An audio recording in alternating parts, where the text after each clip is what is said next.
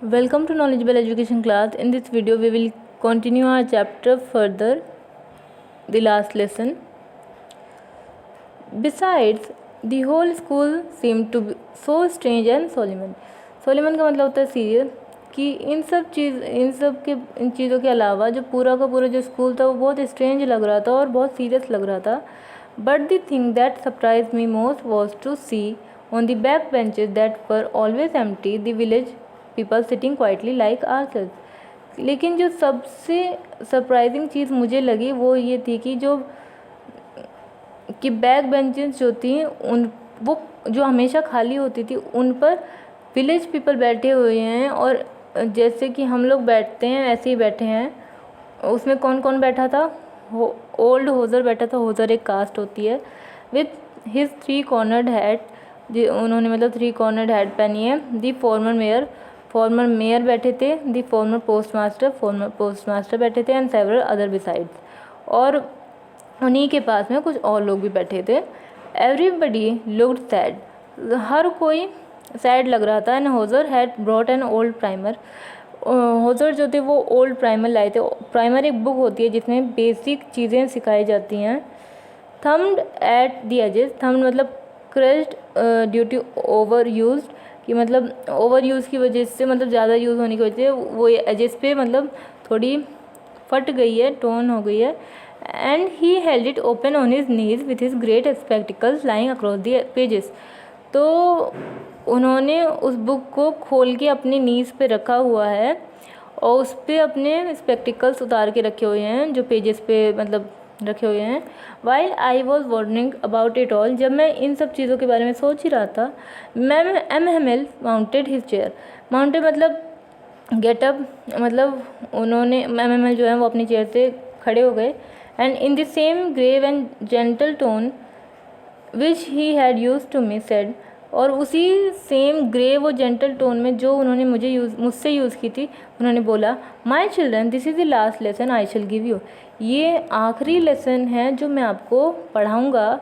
The order has come from Berlin to teach only German in the school of Alsace and Lauren. Berlin जो है वो प्रशिया की capital थी. कि Berlin से ऑर्डर आ गया है कि एल्सेस और लॉरेन के स्कूल्स में सिर्फ जर्मन पढ़ाई जाए. The new master comes tomorrow. कि जो आपका जो न्यू मास्टर हैं वो कल से आ जाएंगे. This is your last French lesson. ये आपका आखिरी फ्रेंच लेसन है.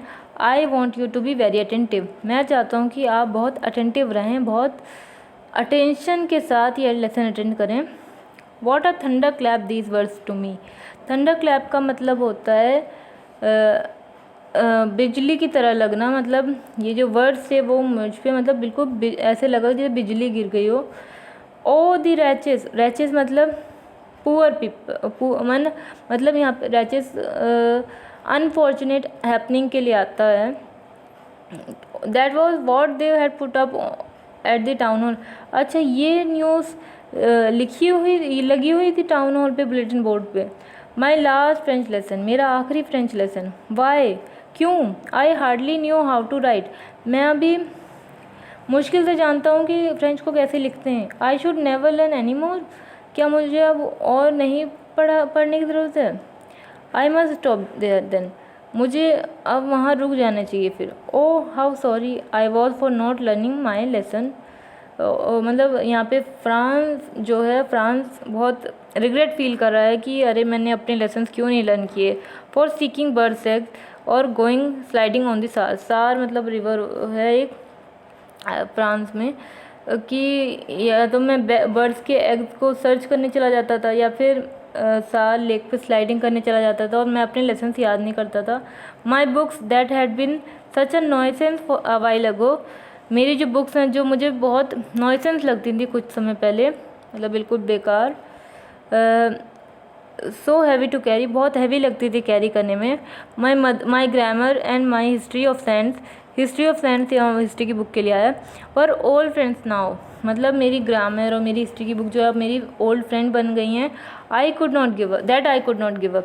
जिन्हें मैं अब गिव अप नहीं कर सकता, छोड़ नहीं सकता. एंड MML टू, और MML भी.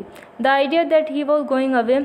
ये आइडिया कि वो अब जा रहे हैं that I should never see him again, कि मैं उन्हें अब कभी नहीं देख पाऊँगा, made me forget all about his ruler and how cranky he was. Cranky मतलब स्ट्रेंज। ये इस आइडिया ने मुझे बुला दिया है कि उनके रूलर के बारे में और वो कितने अजीब हैं। पुअर मैन मतलब यहाँ वो एमएमएल को बोल रहा है कि बेचारे MML. It was an in honour of this last lesson that he had put on his fine Sunday cloth, कि अच्छा इस लास्ट लेसन के ऑनर में इन्होंने ये फाइन संडे क्लोथ्स पहने हैं, मतलब इतने अच्छे क्लोथ्स पहने हैं। नाउ आई अंडरस्टूड, अब मैं समझ गया, why the old man of the village was sitting there in the back of the room, कि विलेज के जो ओल्ड मैन है वो रूम के बैक साइड में क्यों बैठे हुए हैं। It was because they were sorry too, क्योंकि वो भी सॉरी फील कर रहे हैं, रिग्रेट फील कर रहे हैं, that they had not gone to school more, क्योंकि वो ज़्यादा स्कूल नहीं जा पाए। It was their way of thanking our master for his 40 years of faithful service, कि ये उनका तरीका है कि वो हमारे मास्टर को उनकी 40 ईयर्स की जो फेथफुल सर्विस है उसको थैंक यू कह पाएँ। And of showing the respect for the country that was there no more, और उस कंट्री के लिए रिस्पेक्ट पे करने के लिए वो आए हैं जो अब उनकी नहीं रही। While I was thinking all of this, जब मैं इन सब चीज़ों के बारे में सोच रहा था, I heard my name called, मैंने सुना कि मेरा नाम लिया गया है। It was my turn to decide, अब मेरा टर्न था बोलने का।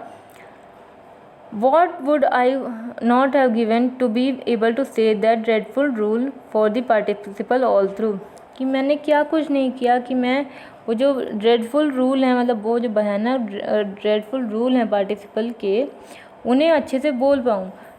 वेरी लाउड एंड क्लियर, मतलब बहुत लाउडली और clearly and without one mistake, और बिना किसी मिस्टेक के। But I got mixed up on the first words and stood there, लेकिन मैं पहले वर्ड्स में ही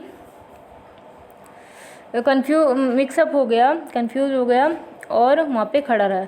holding on to my desk, मैंने अपनी डेस्क को होल्ड कर लिया, पकड़ लिया। माई हार्ट बीटिंग, मेरा जो दिल था वो बीट कर रहा था। And not daring to look up, और मुझ में इतनी हिम्मत नहीं की थी कि मैं ऊपर देख पाऊँ। I heard M Hamel say to me, मैंने सुना कि एमएमएल मुझसे कह रहे हैं, I won't not scold you little Franz, ये मैं तुम्हें नहीं डांटूंगा France.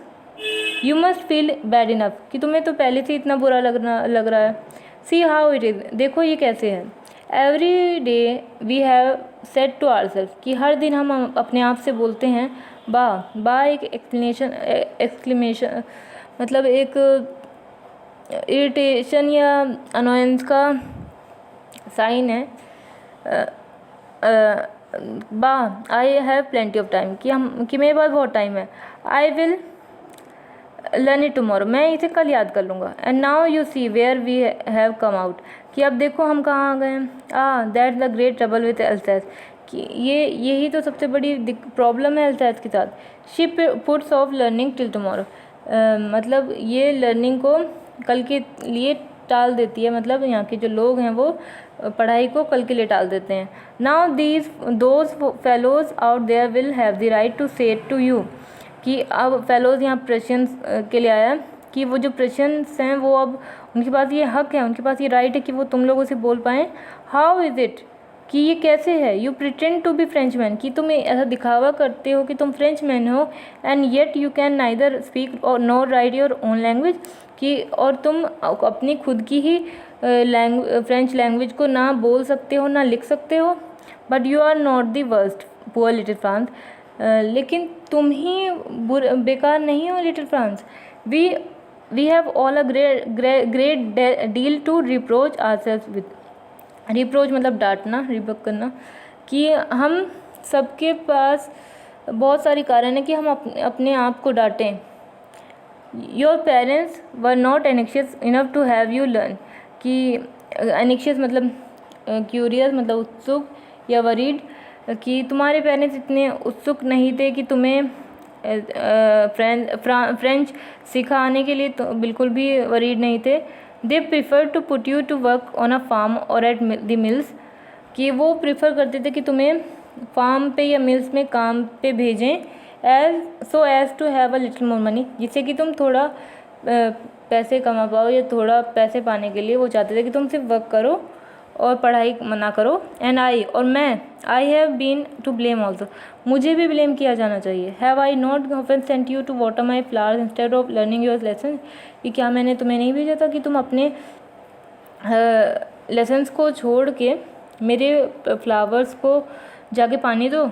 And when I want to go fishing, और जब मुझे फिशिंग जाने का मन होता था, did I not just give you a holiday, और तो मैं तुम लोगों को हॉलीडे नहीं दे देता था। Then from one thinking to another, फिर एक थिंकिंग से दूसरी थिंकिंग तक, MML went on to talk of the French language, फिर वो MML जो है वो फ्रेंच लैंग्वेज की बात करने लगे। सेइंग दैट, उन्होंने बोला, it was the most beautiful language in the world, कि ये सबसे ब्यूटीफुल लैंग्वेज है वर्ल्ड की। The clearest, the most logical, that we must guard it among and never forget it, कि सबसे क्लियरेस्ट और लॉजिकल लैंग्वेज है जिसे हमें अपने बीच में सेफ प्रोटेक्ट कर लेना चाहिए और कभी भूलना नहीं चाहिए। Because when a people are enslave, क्योंकि जब लोगों को स्लेव्स बना लिया जाता है, as long as they hold fast to their language, कि जितनी देर, जब तक वो अपनी लैंग्वेज को अपने पास होल्ड रखेंगे, it is as if they had the key to their prison, ये ऐसे है जैसे उनके पास प्रिजन की चाबी हो। Then he open a grammar and read us a lesson, फिर उन्होंने ग्रामर की बुक ओपन की और उन्होंने हमें एक लेसन पढ़ाया। I was amaze to see how well I understood it, और मैं बहुत अमेज हो गया, कि मैं बहुत सरप्राइज हो गया कि मैंने कितने अच्छे से उस लेसन को समझा। All he said seemed so easy, और जो भी उन्होंने बोला वो बहुत ईजी लगा, बहुत ज़्यादा ईजी लगा। I think too that I had never listened so carefully, मैं भी ये सोचता हूँ कि मैंने कभी इतने अच्छे से, इतने केयरफुली सुना ही नहीं उनको। And that he had never explain everything with so much patience, और उन्होंने भी कभी इतने अच्छे तरीके, इतने पेशेंस के साथ कभी एक्सप्लेन ही नहीं किया। It seemed almost as if the poor man wanted to give us all he knew before going away, ये ऐसा लग रहा था कि वो जो बेचारे MML हैं वो चाहते हैं कि जितनी वो नॉलेज जानते हैं फ्रेंच के बारे में, वो सब कुछ हमें दे दें जाने से पहले, and to put it all into our heads at one stroke, और वन स्ट्रोक मतलब एक ही झटके में वो हमारे दिमाग में सब कुछ डाल दें, मतलब जितनी भी उनके पास नॉलेज है फ्रेंच की, वो सब हमें दे दें। That is enough for this video. We will continue our chapter further in my next video. Till then, keep studying. Goodbye and thank you.